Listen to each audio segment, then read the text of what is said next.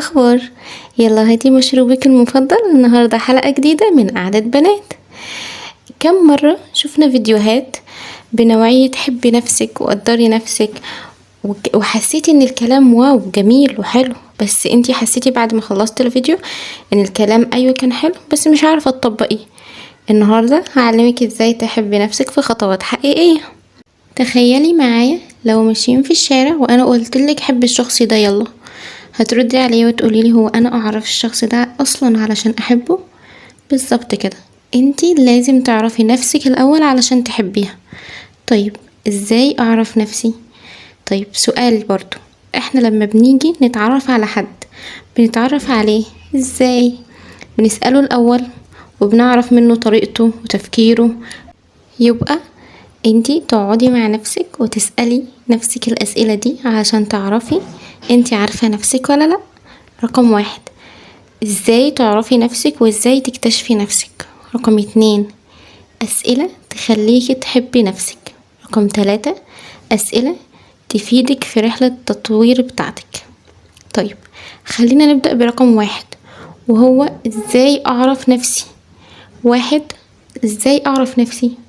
طب هنقسمها ل5 نقاط. رقم 1، ايه الحاجات اللي انا بحب اعملها لما كنت صغيرة وليه؟ انتي لما بتقعدي تفتكري في حاجات جميلة كنت بتحبيها وانتي صغيرة وبتحبي تعمليها، ده بيرجعلك شعور جميل جدا وبيحسسك ان كل ذكرياتك في الطفولة قاعدة، وانك انتي بتبدأي واحدة واحدة تتعرفي على نفسك. يعني مثلا انا من كام يوم كنت عايزة اعرف كده انا كنت بحب لعبة ايه، فافتكرت ان انا كنت بحب لعبة اسمها سابوي جدا.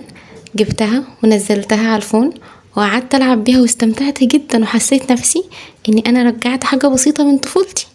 فمفيهاش حاجة، ايوه احنا كبار بس عادي لما نلاقي نفسنا ان احنا عايزين حاجة تفكرنا بالطفولة، حاجة كنا بنحبها، لعبة، ذكرى جميلة. شوفي انتي بتحبي ايه بالظبط وافتكريه واستمتعي انك انتي افتكرتي حاجة زي كده.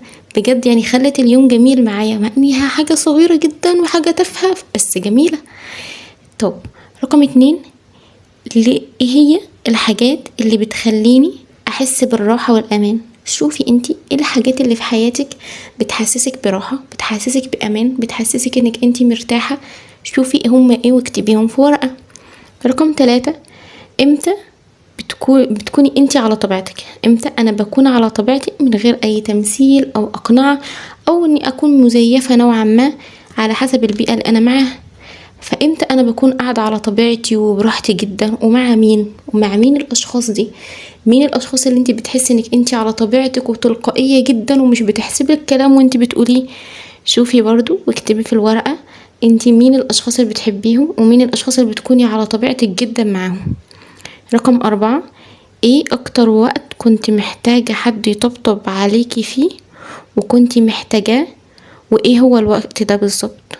شوفي انتي ايه الوقت اللي كنتي محتاجة شخص يطبطب عليكي، وكان مين الشخص ده اللي كنتي عايزاه يطبطب عليكي برضو، وانهي وقت اللي كنتي محتاجاه فيه جدا.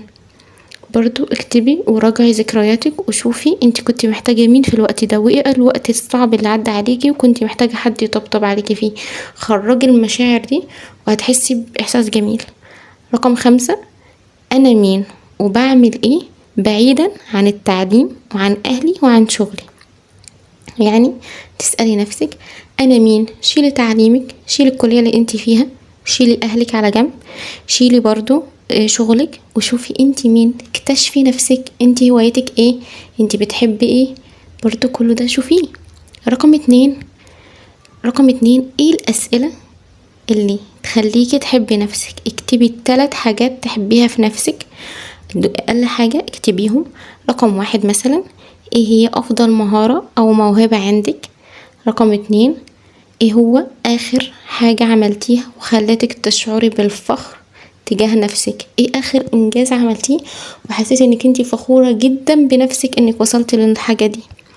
رقم 3، ايه هي الاشياء اللي موجودة في حياتك بتحبيها وبتشكري الله سبحانه وتعالى عليها؟ برضو دي حاجات بتخليكي تحبي نفسك. اكتبي الاسئلة دي، ولو مش عارفة تكتبي اي حاجة خالص ادخلي على بنترست واكتبي ازاي او ايه الاسئله اللي بتخليني اعرف نفسي وتخليني احب نفسي، وهتلاقي اسئله كثيره جدا اكتبيها عندك في النوت وجاوبي عليها. مش هياخد منك التمرين ده غير نص ساعه تكوني فهمتي وعرفتي نفسك فيها. برضو جيبي اسئله، ايه هي الاسئله اللي بتخليكي تستفادي وبتفيدك في رحله التطوير بتاعتك، ايه الاسئله اللي بتفيدك وانتي شغاله في رحله تطوير النفس وتطوير الذات بتاعتك. انتي اسعي انك تغيري نفسك للافضل، اسعي انك انتي تصنعي لنفسك حياه تحلمي بيها، اسعي انك انتي تدوري وتشوفي نفسك بتحب ايه، متسمعيش كلام وبس، طبقي الكلام وشوفي انتي عايزه تعملي ايه بالظبط. اي حاجه واقفه معاكي اكتبيها، اكتبيها في النوت كسؤال وجاوبي عليه. لو كل يوم بتاخدي سؤال واحد بتعرفي فيه نفسك، انت كده في انجاز، انت كده في تقدم، انت كده في رحلتك انك انت بتتطوري، انت بتعرفي عايزه ايه، انت بتعرفي انا مين وهوصل لايه. فشوفي حياتك دي، شوفي انت عايزه تمشيها ازاي، شوفي الاسئله اللي عايزه تعرفيها عن نفسك عشان تبداي رحله تطوير الذات ورحله حب النفس. كده نكون انتهينا. متنسوش تشتركوا في القناه، تفعلوا الجرس.